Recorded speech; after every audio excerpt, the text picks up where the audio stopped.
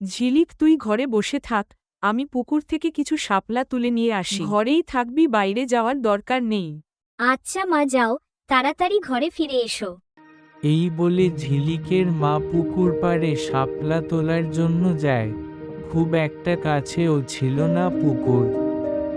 জঙ্গল পেরিয়ে জঙ্গলের ওপারে ছিল পুকুরটি।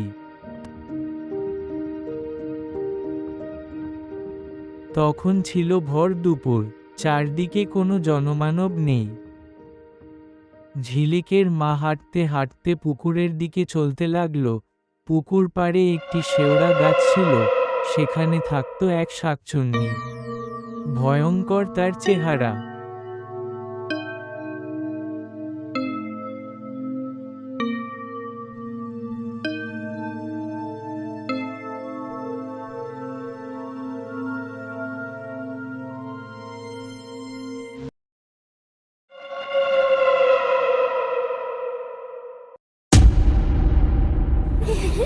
কতদিন এই পুকুর পাড়ে মানুষ আসে না, কতদিন মানুষের রক্ত খায় না।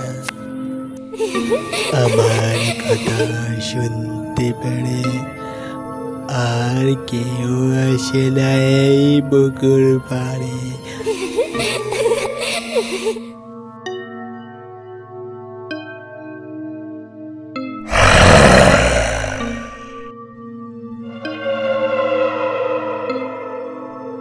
সে সময় পুকুর পাড়ে ঝিলিকের মা চলে আসে। ডাইনি তাকিয়ে সব দেখছিল। এভাবে ডাইনি একা একা বলতে লাগলো,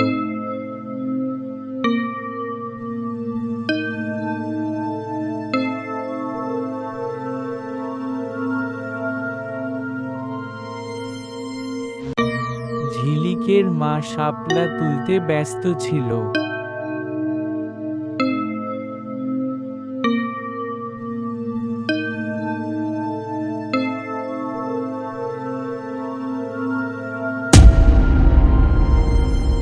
হঠাৎ একটা শব্দ শুনতে পেরে ঝিলিকের মা বলে, এই ভর দুপুরে এমন আচমকা শব্দ!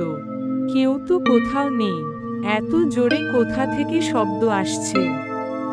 সে একা একা বলা বলি করতে শুরু করলো। হঠাৎ ডাইনি তার সামনে গিয়ে উপস্থিত হয়। কে রে তুই?